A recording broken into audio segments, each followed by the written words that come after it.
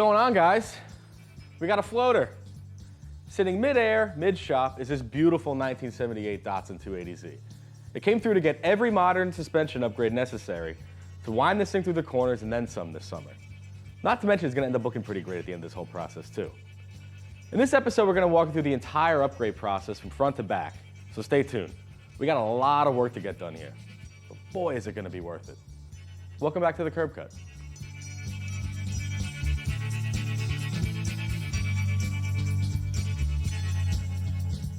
All right, so funny enough, this isn't my first time seeing this Z. As a matter of fact, when our friend Leo bought this car, he was one of my first customers here at the ground level. He brought it by to basically just get a tune-up. I did some exhaust work for him, some cooling system upgrades. Basically got his car dialed in for him so he could enjoy it and get better acquainted with it. At the time, like anybody who's lucky enough to own one of these beautiful Zs, he really wanted to get into building it up. He wanted to start modifying this thing right away. My advice at the time was to take your time, amount all the parts you could possibly want, and then set one big shop appointment and have everything done. And well, the time has come.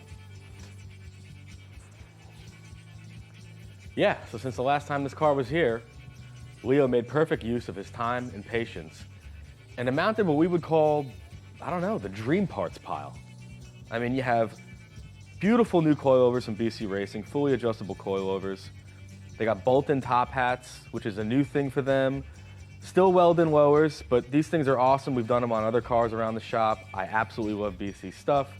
And then next to that, we have a whole bunch of parts from Techno Toy Tuning. T3's been making parts for years for old Datsuns and Toyotas and Mazdas, and I feel like every season they come out with re-engineered parts that they had out the year before, and they're only ever getting better. I mean, we have adjustable lower control arms, roll center adjusters, new steering knuckles, new tension control arms, brand new steering rack, tie rod ends, adjustable rear control arms, every bushing you're gonna need. There's new brakes in the car, new brake lines. I mean, Leo really went for it here. By the end of this job, there's really not gonna be anything left on this car in the way of original parts. And that's the way it should be done. That's how you build up a Z, the right way. Then we have struts out, brakes out, brake backing plate, everything's unhooked. These, you're not gonna use it. Those are useless. We do need to salvage parts off of these though.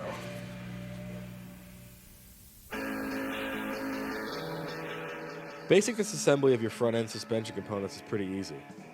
Removing the stock struts, control arms, knuckles, and hubs is as straightforward as can be. Basic Lego mechanics here.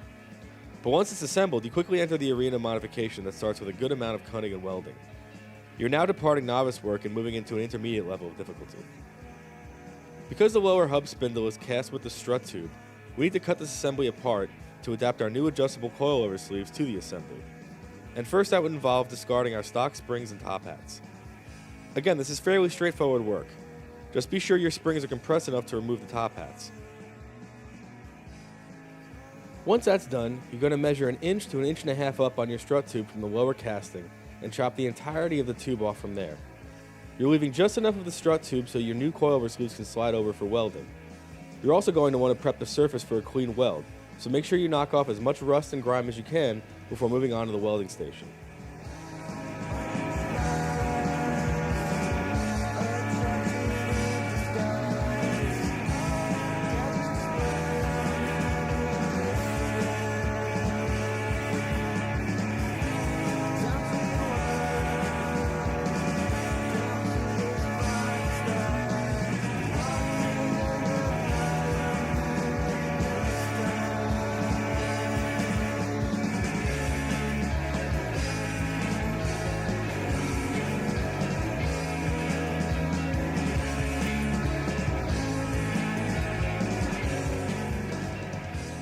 Now you're going to move on to the rear control arm and strut assembly.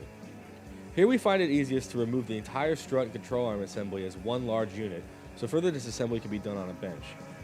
Because this is where things are guaranteed to get difficult for you. Sorry to say so, but you'll soon find out.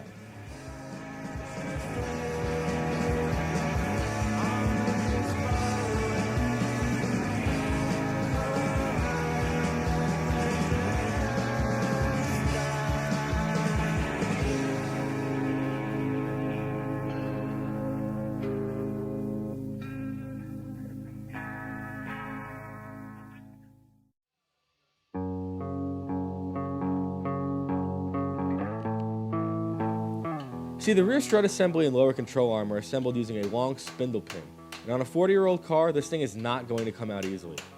You can beat on it with a hammer, heat it up like crazy, beat on it some more, curse, scream, cry, and throw tools around the garage, and it's still going to give you a hard time.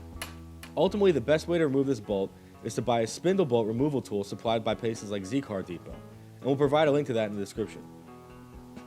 Otherwise, if you're resourceful enough, it isn't too hard to build your own tool out of some spare pipe and hardware laying around the garage. That's what we did. And basically this tool is going to allow you to attach the spindle pin to a bolt that will work against the sleeve of the tool, and as you torque on the tool, it will pull the bolt, begrudgingly, out of the sleeve. The more progress you make with this approach, the easier it will be to tap the pin out of the assembly once it's traveled through all the bonds of rust and corrosion that are broken. Then, once your pins are out, it's basically the same order of business as it was in the fronts. Chop your strut tubes and prep them for welding on your new sleeves.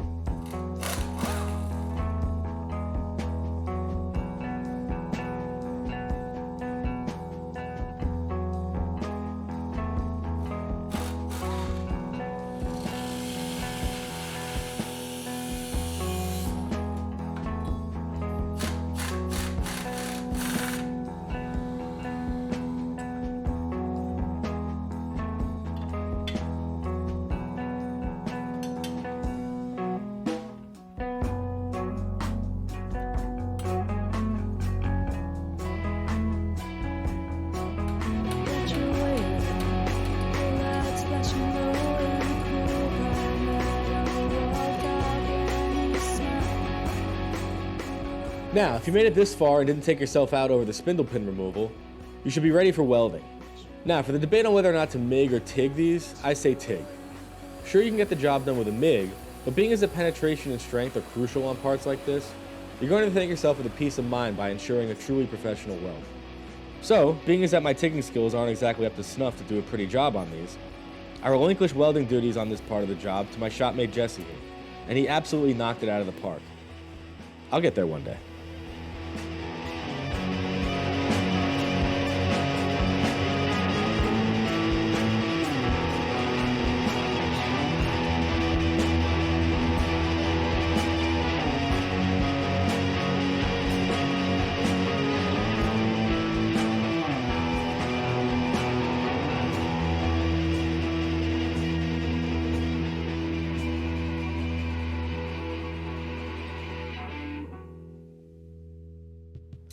All right, so we're about to get into the installation phase of the job, start putting all of our fancy new components in. But we left one component in place because it might benefit you guys to see how to remove it. And that's gonna be the steering rack. We got our steering arm out already, disconnected it at the rag joint. We have a new aluminum rag joint that's going in its place. And after soaking it overnight in some PB Blaster and hoping for the best, we're able to get the lower pinch bolt off of the rack itself. This comes out pretty easy. But when you get underneath the car, you come to realize that the rack is going to put up a bit of a fight if you don't do what we're about to show you. All right. So when you get under the car, you realize that once you have everything unhooked and the steering rack is loose underneath, you really only have about like an inch of space to move this thing around in here. It's not going to come up and out of the carriage in the cross member. And the cross member can't be removed because that's what the motor mounts sit on. So if you start zipping off bolts underneath here, motor comes down with the cross member, it's a mess, it's not gonna work. What we're gonna do is we're gonna go up top and loosen our motor mounts just enough so that we can jack the motor up and give ourselves the necessary, honestly, 2 or 3 inches extra space to slide the rack out and slide the new one in, all right?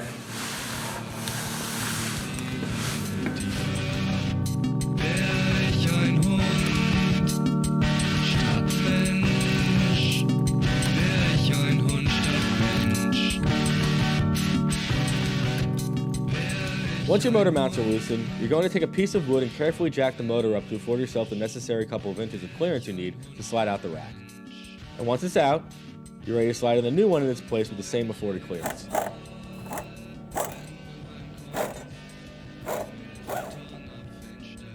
Now, once we got back into reassembly, we decided that with all our new rigid components being installed throughout the car, an aluminum steering coupler bushing might be too rigid and twitchy for street driving. So instead, we decided to install an energy suspension poly bushing. We also use poly bushings when reinstalling our sway bar too. And make sure to clean up your mounting hardware and brackets when they're out. You know, make it nice.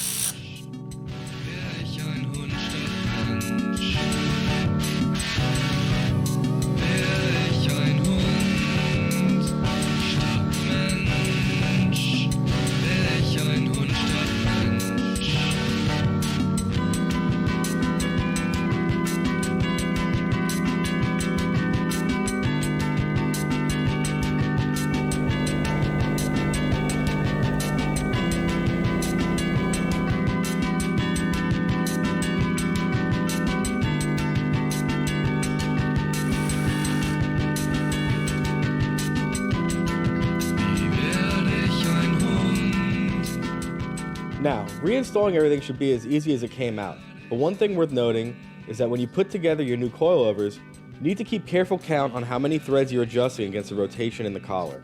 You're going to want to keep track of this to measure adjustments as you dial in your ride height on the car. Once you go out of spec on these adjustments, it's hard to get back in front of the 8 ball.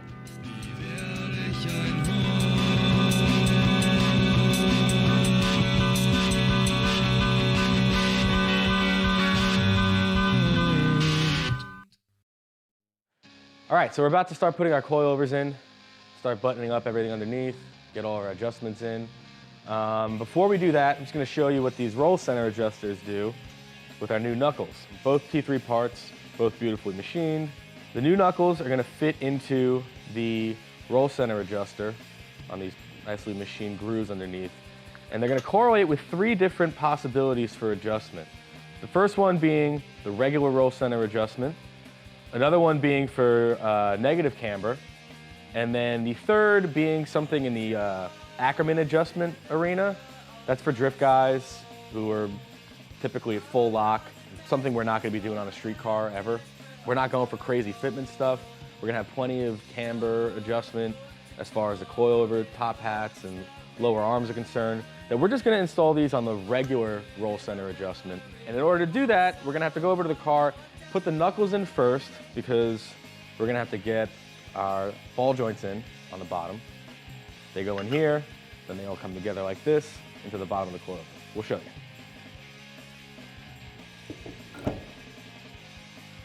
So first thing you're gonna do is loosely hook up your new coilover assemblies into the stock strut mounts. Then you're going to need to employ a certain level of patience and dexterity when assembling the lower half.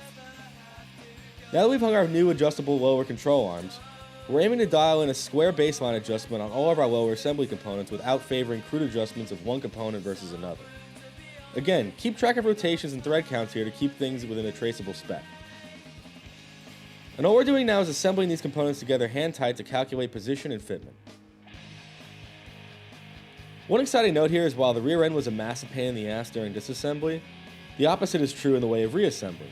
And that's largely in part to how perfectly machined T3's components are. So thanks again to the Techno Toy boys.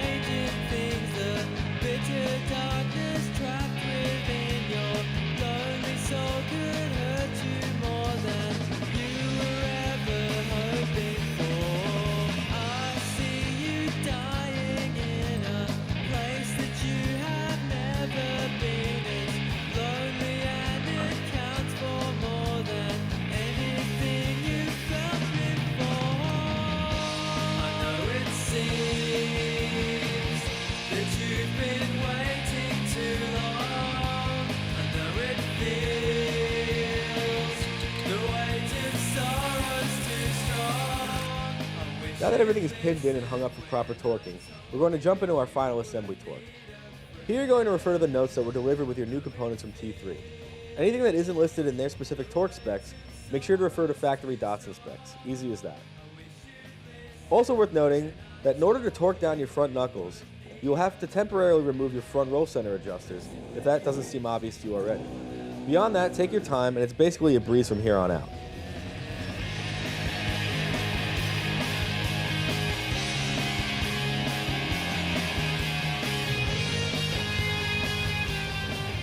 Next, we reassembled our hubs with upgraded brakes and rotors, packed in new bearings, and hooked up our brake lines.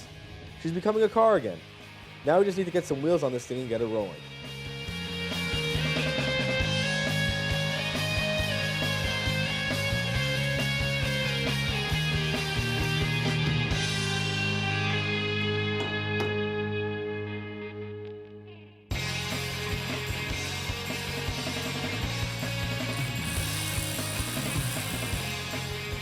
So later that week, Leo dropped off a brand new set of 15-inch Watanabe R-types, wrapped in the same BF Goodrich G-forces that are on my own car. An absolutely killer setup for any Z car and exactly what this car deserves. However, this perfect choice still delivered us a couple issues. See, we encountered a couple problems here as far as fitment was concerned. Firstly, in the way that the roll center adjusters impeded on the fitment of a 15-inch wheel. There seemed to be no way of keeping the lower knuckle from contacting the inner barrel of the wheel, having them in place. So ultimately, we had to get rid of them. Adjustments were made in realigning our components, and once we had the wheels on the ground, bump steer angle didn't appear like it was going to be much of an issue. So we felt okay moving forward without the RCAs. Next issue was our brakes coming in contact with the back of our new Watts. See, we ended up upgrading the stock 280Z calipers to Toyota FJ calipers. It's a pretty popular mod among Z car guys for a while now. And with the contact being so minimal, the best way to correct this was to shave a little bit off the casting of the caliper itself. Some would say just to slap on a spacer, but when a little shaving does the trick, why sacrifice stud length and fitment? Simply another problem solved with the trusty angle grinder.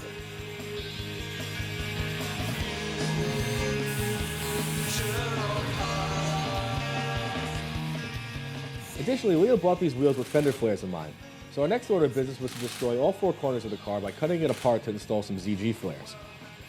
And while I'm partially joking about destroying the car, it is very important to note that this is a tedious process. One where the mantra, measure twice, cut once, is key. So before you mock up your flares, be sure to cover your corners in painter's tape to make precise measurements of where the flares will go, how they'll be drilled, and where you're going to cut. Make note of how they line up to the body lines of the car and ensure that they are truly going to afford you the proper clearance for your new wheels. Also, take your time with drilling too. Stage up your drill bits and size as it relates to your hardware, gradually routing out the proper size you need. You don't want to crack your flares or walk a bit across your fenders. Take your time here. Drill the flares off the car first and mock up where these holes will line up on the taped off template on the car. Because listen, once you break out the angle grinder and the drill, there's basically no turning back. And kudos to Leo for sticking around while he performed surgery on his car. Everyone did great that day.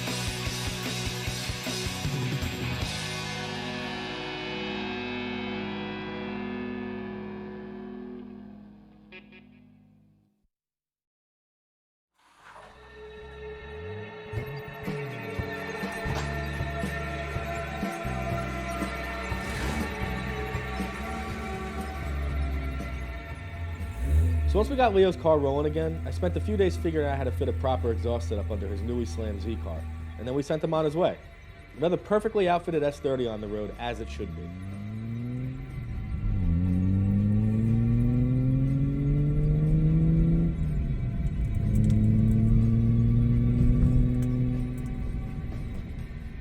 So I have to say, as a business owner and a Z-car enthusiast, this was an immensely special project for me.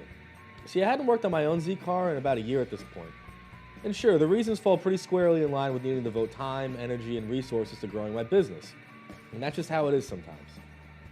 Whether we prefer to or not, we have to make sacrifices for the bigger picture, if not merely to survive the present. And it can hurt, as it can create a void in you if you let it. And it can be a lonely process sometimes, with validation rarely coming in the form of congratulations or consolations. After all, it's your job. You put your head down, you do everything you can to make things happen for your clients and the people who depend on you. You just gotta do your job. All that being said, sometimes a job is one where we can do it with love and enthusiasm. And I couldn't thank Leo enough for affording me the chance to do that through him. I love these cars, and I believe that there's a proper way to build them up, and sharing that vision with a client and a friend allows for a special kind of magic to happen. Not only did we do the job, but we did a damn good job. To be able to employ all the excitement and consideration I once had for my own S30 into cars that now belong to clients is a point of arrival I could never have plotted out on a map. I'm at a place where I'm not only sharing my passions with others, but providing and facilitating as well. And that's so special to me. I mean, shit, look at this thing. We're proud to be able to share this process with you guys. And if you have any questions or remarks, be sure to leave us a comment below. We're here to help. A lot went into this one, and I'm really glad to see how much it's already given back. To Leo, obviously, as the owner, and honestly to me as well, especially when I needed it most. So with that, stay tuned for more episodes, guys. We got a lot more in the pipeline here at the Curb Cut, and thank you as always for tuning in. See you next time.